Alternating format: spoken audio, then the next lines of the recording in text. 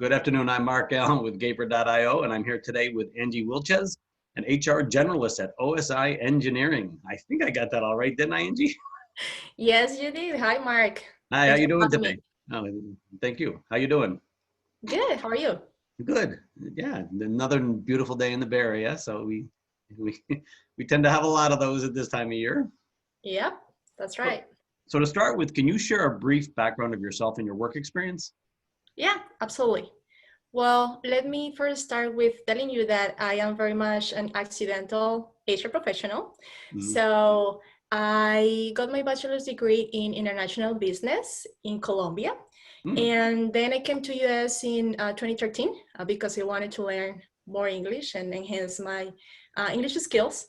And I got a job with a staffing firm in San Ramon as Hmm. a business development manager, Hmm. as an account manager. So I have a sales background. I work as a sales associate in a Coca-Cola company back in Colombia. And when I was at this staffing company, the HR position opened up. The HR manager by the time, she wanted to move more into recruiting. So I accepted the position, and well, I was exposed to different projects and tasks. And I was reporting to her by the time, so I gained a lot of experience in benefits, compensation, payroll, office management. And now I can safely say that it was the best decision ever. Hmm. And I'm currently working at OSI Engineering. And I've been in the staffing firm for already over 5 years. And it has been an amazing experience. Interesting. So prior to COVID, what was your experience with remote employment? And have you ever Well, owned it? You've always been an employee, correct? correct. Yeah. Yeah. So, well, prior to COVID, I've been always working on site from the office. So this is my first experience working from home, working Mm. remotely. So it has been an interesting experience, challenging in some ways, but I will say that it has been a successful experience for me at least. It was a smooth transition because we have some of our employees that are contracting in other companies. So somehow we use the same communication channels, like remotely type of work with them. So I was very familiar with different communication channels that we use with employees. Mm. But from my side, it has been great. There are good days. There are, you know, no, the good days. I miss the office sometimes, but Mm. it has been a great experience. Yeah, and it's been done wonders for the traffic in the Bay Area. I think we'd agree with that. Yeah, I can agree on that, definitely. Yes. So in general, what do you think is the future of remote employment now that you've had a little taste of it? And what do you think could be done differently to make it more effective?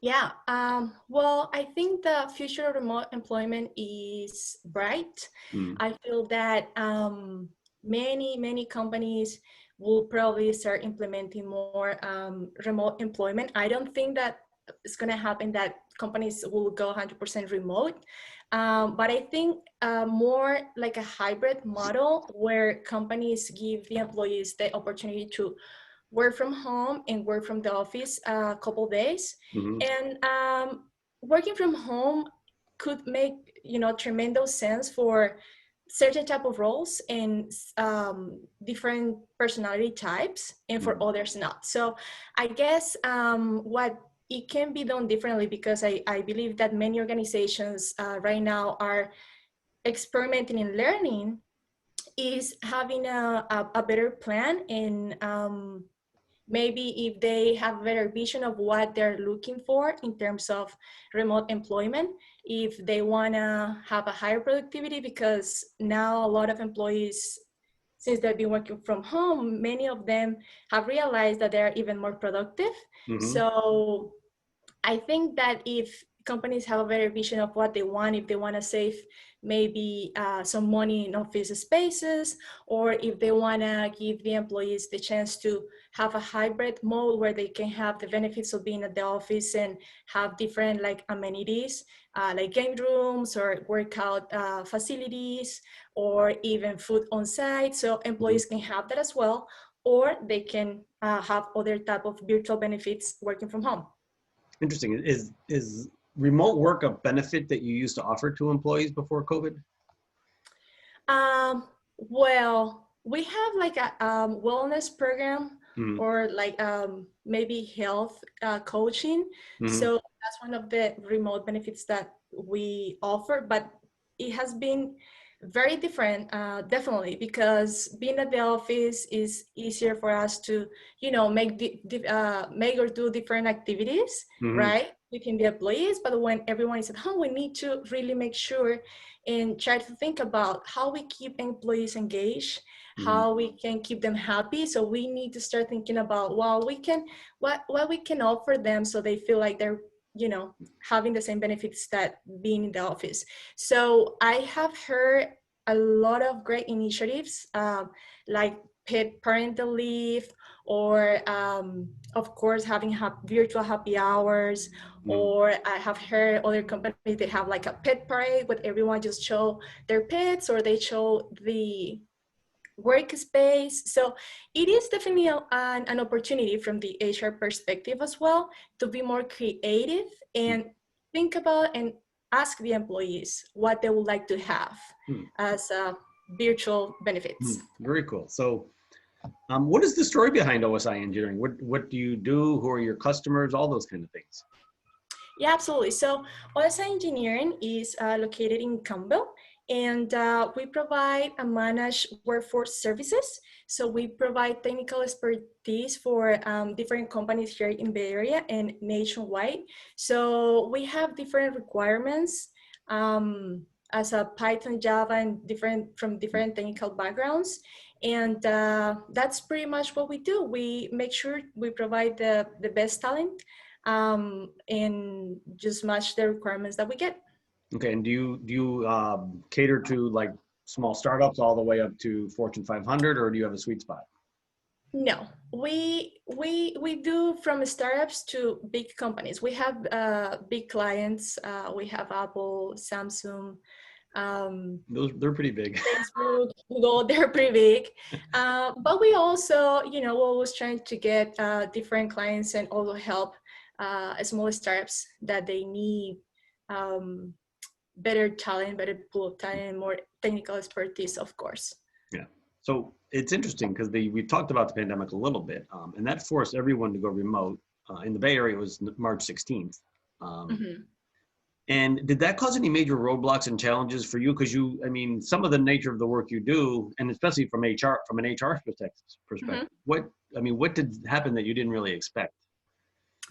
What happened that I didn't really expect? Well, this is interesting because, as I told you before, I was very aware of the communication channels for remote employment, so I felt very comfortable there. But I feel that one of the challenges could be sometimes the technical difficulties with our, let's say, Teams, Microsoft Teams, that is not working, or if we have a virtual meeting, there is something technical that always like a fail in the middle of the meeting. Mm-hmm. That's, of course, a challenge or a roadblock.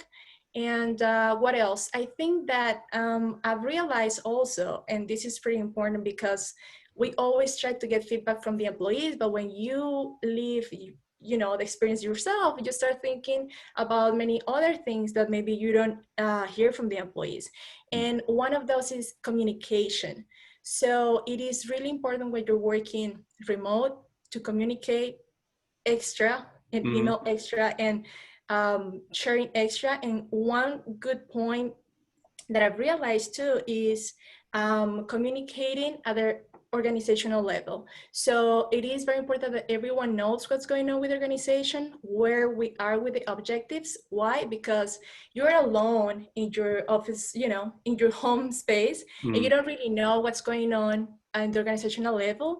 So sometimes when you're at home, people's imaginations go wild. So I think that has been also a challenge, just to keep everyone extra communicated. Yeah, actually, people's imaginations go wild even at the office, as you know. That's right. Yeah. They just go more wild now that they're not. And did you used to have like all hands meetings? And is that something you have figured out a way to do remotely? Do what? I'm sorry. All hands meetings where you would bring all the employees together for, a general meeting? Oh yeah. We have been able to do that, and we have a couple of people working remotely, also even before the pandemic. So we had those meetings as well because, of course, sometimes they're not able to fly here to California. Mhm. So yeah, we have been able to do that, and it's been great. It's been amazing. Interesting. Yeah. I mean, it's because usually I talk to technical people and they always say, oh, the technical part was easy. Right? And they all say the same thing. It was the culture part and the communication part. And you personally had to deal with that. Yeah, exactly. Yeah, when I need, to do any technical, I always reach out to the recruiting team. They have a better technical expertise, so they're always helping me and assisting me in that. So, Well, looking at what you do, I'm sure you have a few technical people in house that can handle most of yes, we it. do. We need to, yeah. Right. So to finish with, there's companies like Gaper that help develop, build, and scale products, and we generally do it. We do it the same thing. We do it for startups all the way to Fortune 500. How important? I mean, I'm assuming you and I are on the same page here that Correct. that this is going to be really important going forward. Would you agree? I do agree, definitely. And I think especially for startups, because if you have companies that can help them like Gaper or even OSI Engineering, they have also more time to pay attention to different things in the organization and kind of like leave that expertise to someone who really knows. Hmm. So of course, if you work with other companies, you can have a better streamlined hiring processes, and you can have a consolidated costs. Hmm. And of course, if they work with companies that specialize in providing the best talent, then they will be able to use that as a support, and they can kind of focus in different other areas of the business. Right. Yeah. And I went on your website and you have a lot of, I mean, you have anywhere from web UI to web development to back end, front end. You actually do embedded too, I noticed, correct? Correct. Yeah. So you guys have quite an array of talent you look for, correct? Yeah, definitely. Yeah. Yeah, we do have we have had different requirements, and we happen to work really closely with different big clients here in the Bay Area as well.